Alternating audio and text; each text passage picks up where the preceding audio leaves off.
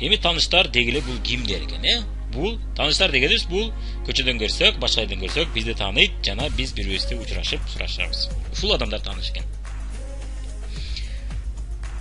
Анан атыңызды билбесе да бул таанышыңыз болор экен, буга чейин айтып кеттик.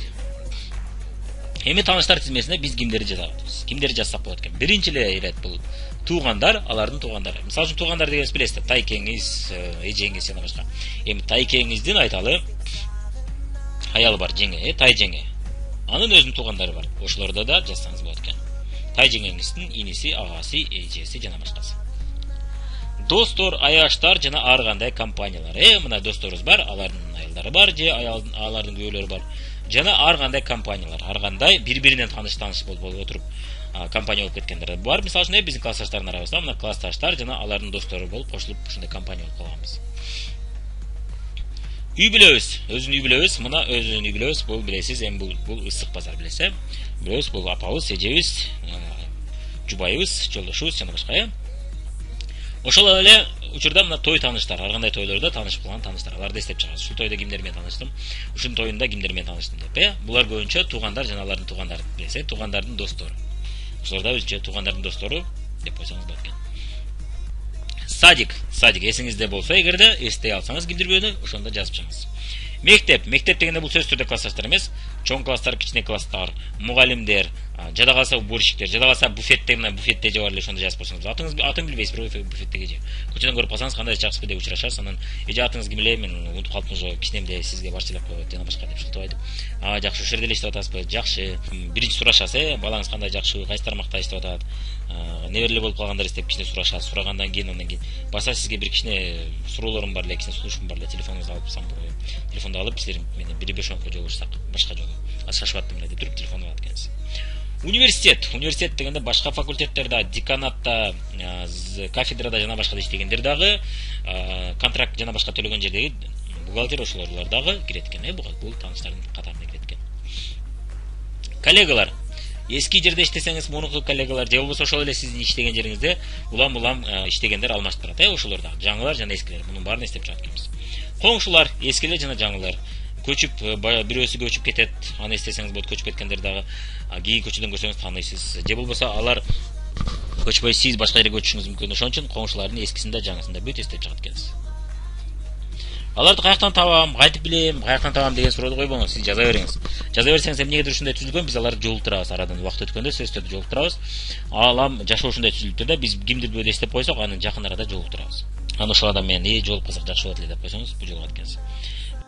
Кийинки тизме бул мен кимге кардармын деген тизме экен. Сиз кимге кардар болсоңуз, ошолорду тааныйсыз. Мисалы үчүн дүкөндөр, продукт алып турчу, дайым алып турчу жердеги кыздар, эжелер, агалар, инилер. Булардын баары сизге мына тааныш болуп калат. Касап мына эт алып атсаңыз ал жер, канцелярия алган жериңиз, кийим алган жериңиз, мунун баары сиз үчүн тааныш. Ушуларда жаза берет экенсиз. Алар же болбосо сизге кардар болот, же болбосо балким бизнеске кызыгып калышы мүмкүн экен. Аптекалар, мына аптекалар сиз ар нерсе алып турасыз, ар кандай памперс жана башка алып турасыз, булар дагы сизге тааныш болуп калат экен. Садик жана мектептер, сиздин балаңыз, кызыңыз, сиңиңиз, сиңдиңиз, карындашыңыз окуган жерлер дагы мына ушул жерде дагы мугалимдер жана башка иштеген адамдар сиз үчүн тааныш болуп калат. Алар дагы сиз тааныш тизмесине киргизсеңиз болот экен. Врачтар, медсестралар, чач тараштар жана массаж жасалган жерлер экен. Мына ар кандай поликлиникада, ар кандай клиникаларда мына врачтар, медсестралар эгерде барып жүрчү болсоңуз, сиз аларды таанып каласыз. Чач тараштарына ар кандай чач тараштар бар, чачыңызды жасап турасыз. Салондар бар, ушул жерлерде дагы иштеген маселелер сиз үчүн тааныш болуп калат. Баня, мына баняга барып турасыз, ушул жерде иштеген кызматкерлер да сиз үчүн тааныш болуп калат. Душка барып турсаңыз, баняга барып турсаңыз. Тамактануу жайлары ар кандай, мына обедте, кечкурун анчамча эртең менен жеп турушуңуз мүмкүн, чай ичип турушуңуз мүмкүн. Ошондой жерлер мына сиз ошондой жерде иштеген адамдар сиз үчүн да тааныш болуп калат. Веб-кассалар, мына тынбай веб-касса мурункуна азайып кетти, бирок дагы да балким сиз веб-кассадан салып аткан болсоңуз, ошол жерде дагы иштеген адамдар сиз үчүн тааныш болуп калат. Эс алуучу жайлар, мына бир жылда бирби, экиби же 3 жолу эс алуу жайларына барып турсаңыз, ошол жерде дагы ар кандай мына тааныштар болот. Буга дагы мына ресторандарда кирип кетет.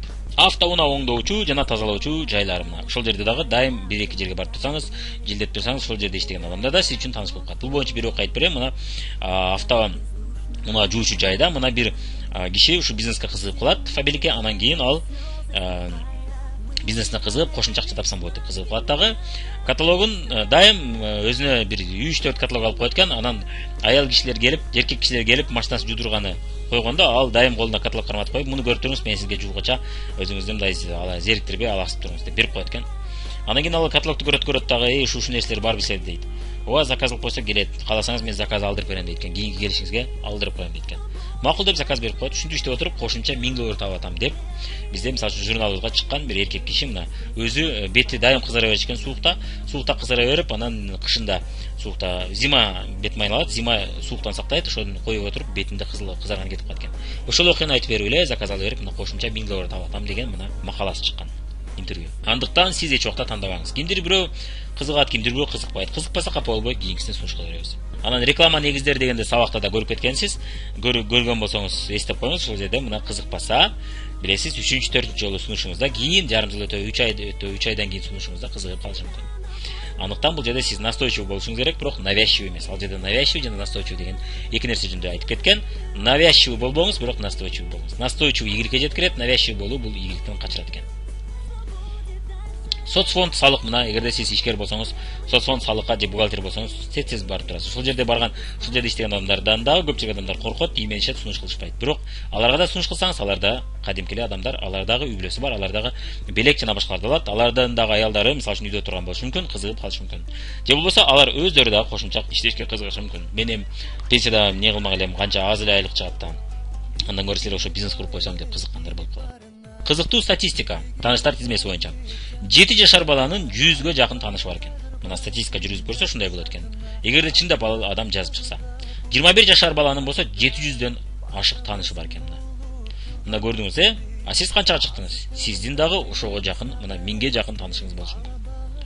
Тандабаңыз андыктан. Чекеден баарын жаза бериңиз. Атын билбейм, телефонун билбейм, дарегин билбейм, каяктан табыштын билбейм, эмне иш кылат билбейм деп отурбаңыз. Чекеден жазып кете бериңиз. Атын билбейсизби, кличкасын жазың. Кличкасын билбейсизби, мисалы үчүн менин коңшум ушундай киши, же ушундай аял. Ушунчанчы үйдө жашайт, же ушунчанчы подъездде жашайт деп жазып коюңуз. Мына чекеден жазып кете бериңиз. Кимдир бирөө өзү кошулат, кимдир бирөө кардар болот. Кимдир бирөө башка бирөөдү алып келип тааныштырып коет. Кимдир бирөө өзү убактылуу иштеп отуруп башка көптөгөн адамдарды алып келип коет. Сизге балким лидер, директорду алып келип коюшу мүмкүн. Кимдир бирөө башкаларды алып келет дедик, Мына мисал Эргешева Наргиза жана айтып бердим. Мына боенбойт деди, бирок келип мына башка лидерлерди, башка директорлорду алып келип берди. Чоң оборот берди.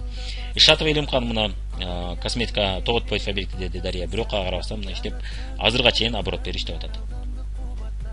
Эми сизге тапшырма, бош баракча алыңыз. Бир бош баракча алыңыз, ручка, калем алыңыз. Саатты даярдап коюңуз. Саатыңызда мүмкүн болсо минута көрсөтчү, секунда көрсөтчү болсо жакшы болот. Ошондой секунда көрсөтчү. Эгерде минута, секунда көрсөтпөсө, анда жок дегенде минута болсо да боло берет. Уйлап телефонуңузда. Ошол 5 минутта ичи сиз шпаргалканы карап, кимди эстесеңиз атын, кличкасын же түшүндүрмөсүн жазып кете бересиз. Телефон жазбайсыз, дарегин жазбайсыз, иштеген жерин жазбайсыз. Болгону атын же ориентир же болбосо кличкасын жазып коет экенсиз. Кара киши 15-үйдө жашайт деп мисалы, же толорок шаңдуу аял. Эми эстейсиңер да, аны негизги сүрөттөөсүн эстесеңер, көрсөңөр эстейсиз. Анан атын билип алып, 5 секунд билесиз. Жолукканда билип алсак болот. Телефон адреси эч нерсеси кереги жок. Болгону ошо кличка атын жаза бересиз. Токтобой жаза бересиз, аны ойлонбой эле.